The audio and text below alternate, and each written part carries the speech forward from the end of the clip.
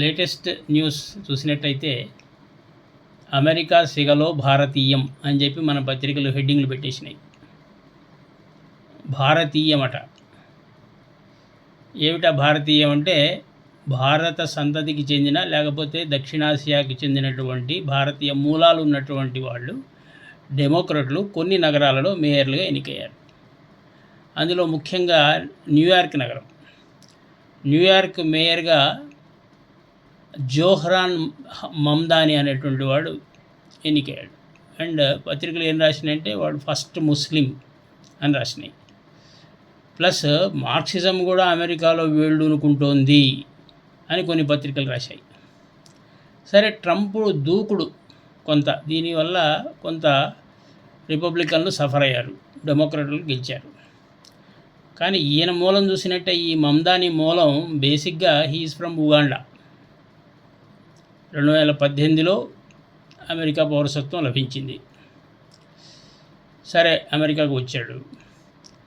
ఇదిగో అది చేస్తా ఇది చేస్తా అన్నాడు, అన్నీ ఫ్రీగా ఇప్పిస్తాడు. ఫ్రీగా child care education, child care development, child కేర్ని ఇప్పిస్తాడు. అలాగే ఫ్రీగా బస్సులు మన రాష్ట్రంలో రేవంత్ రెడ్డి గారు ప్రవేశపెట్టినట్టుగా ఫ్రీగా బస్సులు అందరికీ తిరిగేలా ప్రయాణ సౌకర్యాలు కలుగజేస్తాడు. ఉచితాలు ప్రకటించాడు. అట్లాగే గవర్నమెంట్ రన్ గ్రాసరీ స్టోర్స్ నేను మెయింటైన్ చేస్తానన్నాడు. అసలు న్యూయార్క్ నగరం అనేది ప్రపంచ ఆర్థిక రాజధాని, ఒక బ్రహ్మాండమైనటువంటి ఆర్థిక కార్యకలాపాలు జరిగేటువంటి చోటు. సరే, ఈయన ఈ ప్రకటనలు చేశాడు.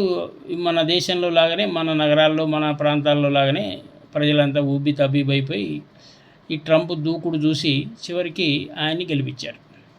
కానీ ఆయన నేపథ్యం చూసినట్లయితే ఇవాళ అమెరికానే కాదు, యూరోప్ దేశాలన్నిట్లో కూడా ఇక్కడి నుంచి వెళ్ళినటువంటి కానీ అదే ప్రపంచం నుంచి అక్కడికి చేరుకున్నటువంటి కానీ మైనారిటీలు ఎవరైతే ఉన్నారో వాళ్ళు క్రమక్రమంగా అక్కడ భూముల ఆక్రమణ చేస్తున్నారు, అక్కడ రాజ్యాధికారాన్ని సవాలు చేస్తున్నారు, అక్కడ ఉండేటువంటి పాలకులకు పెనుముప్పుగా తయారవుతున్నారు. ఓకే, ట్రంప్ ఏదో నియంత దూకుడు, సరే ఈ నియంతృత్వానికి వ్యతిరేకంగా నేను పనిచేస్తాను, ఈయన చెప్పినటువంటి ఈ మాటలన్నీ కూడా అక్కడ పనిచేసినాయి.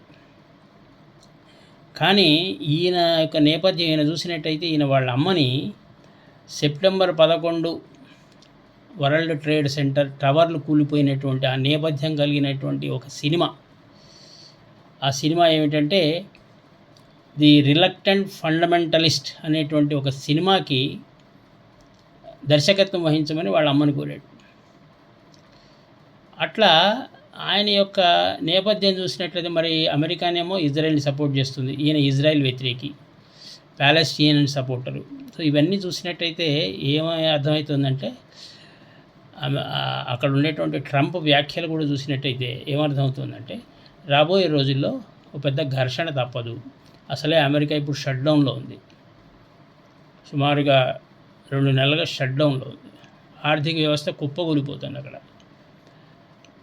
నిజంగానే మనము భారతీయం గురించి మనం గర్వపడవచ్చు, కానీ ఇప్పుడు అక్కడ వచ్చినటువంటి ఆ మార్పుని మన భారతీయంగా మనం చిత్రీకరించేసి ఇక్కడ ఉన్నటువంటి మన మార్క్సిస్టు సోదరులు లేకపోతే ఇక్కడ ఉన్నటువంటి మన కమ్యూనిస్టు సోదరులు, ఇక్కడ ఉండేటువంటి కమ్యూనిస్టు అనుకూల పత్రికలు అట్లాంటి శీర్షికలు పెట్టేసుకుని ఉబ్బి తబ్బిపోయిపోయి ఏదో చేసేద్దాం, ఏదో జరిగిపోతుంది అని ఊహించుకోవాల్సిన అవసరం ఏం లేదు. మార్క్సిస్టులు ఎక్కడ ఉన్నా సరే వాళ్ళు అభివృద్ధిని కాదు, వాళ్ళు వినాశనాన్ని తీసుకొస్తారు. ఓకే, మొదటి ముస్లిము అమెరికాలో ఎన్నికయ్యాడు. ఓకే, మార్క్సిస్టులు కూడా అమెరికాలో ప్రవేశించారు అని రాసుకోవచ్చు, కానీ వాళ్ళ వల్ల జరిగేది వినాశనము. ఇది మనం అర్థం చేసుకోవాలి.